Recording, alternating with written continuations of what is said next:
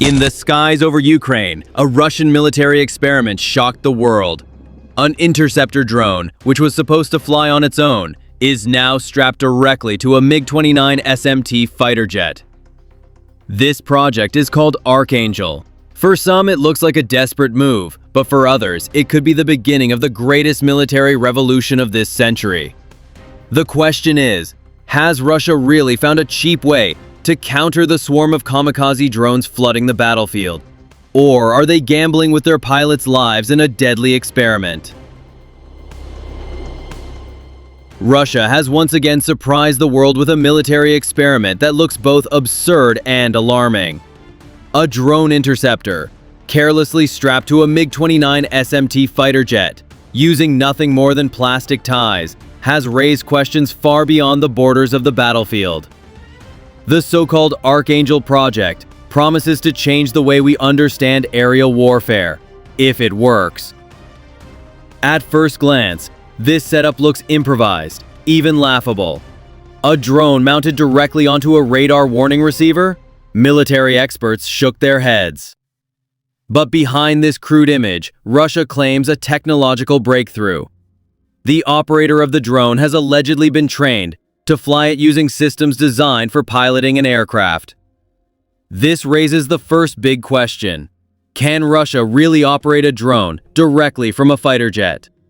To understand this, we need to look deeper into how such systems might work. Fighter jets like the MiG29 SMT already have complex avionics and communication suites. Integrating a drone would require either a new data link channel or modifying existing controls to switch between flying the jet and guiding the drone. The Russian claim suggests something unusual, that a drone pilot could be trained using similar methods as a jet fighter pilot.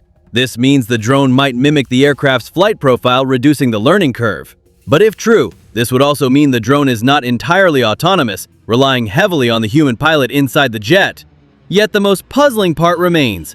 How exactly is this drone launched? In the current experiment, the device is literally strapped with plastic ties with no visible mechanism for safe release. Experts speculate it might be gravity dropped, similar to bombs, or pushed away by a simple ejector. But controlling its direction immediately after launch would be extremely challenging. And that leads us to the second critical question. How would such a drone be aimed at its target? A jet fighter moves at supersonic speeds while a drone is relatively slow. The timing of the launch would have to be perfect. A second too early or too late, and the drone risks spinning out of control or losing its lock on the enemy. Despite the doubts, the idea behind Archangel is clear, using cheaper means to intercept kamikaze drones. Right now, Russia spends hundreds of thousands of dollars firing air-to-air missiles against drones that cost only a few thousand. Economically, this is unsustainable. In this sense, Archangel is not just an experiment. It's a desperate response to a strategic problem. Ukraine's constant use of kamikaze drones has forced Russia to rethink its air defense doctrine. If they can deploy small interceptor drones from fighters, they could fight drones with drones at a fraction of the cost. But what kind of drone can actually serve this role? Observers believe the prototype is a lightweight UAV designed to ram or disable enemy drones mid-air. Essentially, it would be a disposable weapon, cheaper than a missile but precise enough to neutralize aerial threats. If this system works, Russia could deploy multiple drones from a single fighter. Imagine a MiG29 releasing a swarm of drone interceptors, each targeting kamikaze drones before they reach Russian infrastructure. The battlefield would change dramatically. However, there is also a darker side. Mounting experimental drones on active fighters puts pilots at enormous risk. If the drone fails to release properly, it could damage the jet. If its navigation system malfunctions, it could even circle back toward its host aircraft. The Archangel experiment therefore blurs the line between innovation and recklessness. Critics argue that Russia is improvising because it lacks enough advanced air-to-air defense systems. Supporters claim this is exactly the kind of low-cost adaptation that modern warfare requires. From NATO's perspective, this development cannot be ignored. If Russia succeeds, it could inspire other nations to adopt similar tactics. NATO countries might need to prepare countermeasures not just against drones, but against fighters deploying drones mid-air. And that leads us to another uncomfortable reality. The arms race is shifting. It's no longer just about stealth jets or hypersonic missiles. The future battlefield may belong to hybrid systems. fighters carrying swarms of smaller, cheaper drones to dominate the skies. For Ukraine, this presents both danger and opportunity. If Russia perfects Archangel, Ukrainian drone operators will face new challenges. Their kamikaze drones, once feared for their numbers, could be intercepted more efficiently. But Ukraine may also study this concept and create its own version. This raises the possibility of drone versus drone dogfights becoming a common sight in future wars.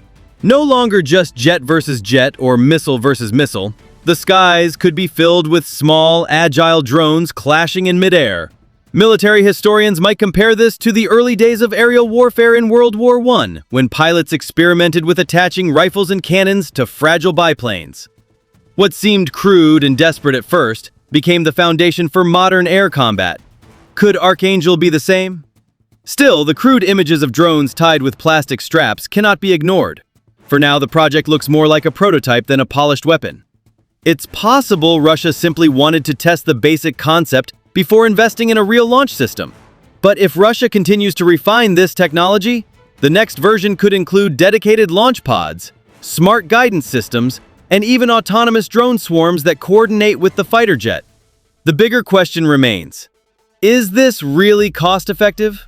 A drone may be cheaper than a missile, but developing, producing, and integrating them into jets will still be expensive. Russia will need to prove that Archangel can be mass-produced and reliable in combat conditions. There's also the problem of electronic warfare. NATO and Ukraine have advanced jamming systems. A drone launched from a fighter could easily be disrupted or blinded if it lacks strong communication and guidance protections. Despite these doubts, Archangel represents a new mindset in warfare. Instead of throwing expensive missiles at cheap drones, militaries are searching for scalable solutions. Russia, whether through desperation or innovation, is taking the first bold step. If it succeeds, NATO may have to respond with its own drone-launching fighters. The skies of Europe could transform into an unpredictable environment where both sides unleash swarms of drones in a deadly chess match of technology and strategy. And if it fails, Archangel will be remembered as a bizarre footnote in military history, a desperate experiment that risked lives without delivering results. But even failure could spark new ideas for the future. Either way, the world is watching. Russia's Archangel Project could either die in obscurity or ignite a new revolution in aerial warfare. And the battlefield of Ukraine is where this story will be written, in smoke, fire, and steel. Archangel may sound like a joke today, a drone tied with plastic straps, clumsily mounted on a fighter jet. But history has shown, sometimes the strangest ideas become the deadliest weapons. If Russia succeeds, air combat will never be the same. We will enter a new era where fighter jets don't just launch missiles, but unleash swarms of hunting drones. The world must ask, surprised, is this a desperate gamble or a genius move that will shake NATO's dominance? The answer will not be decided in conference rooms, but in the skies over Ukraine, where war still rages on.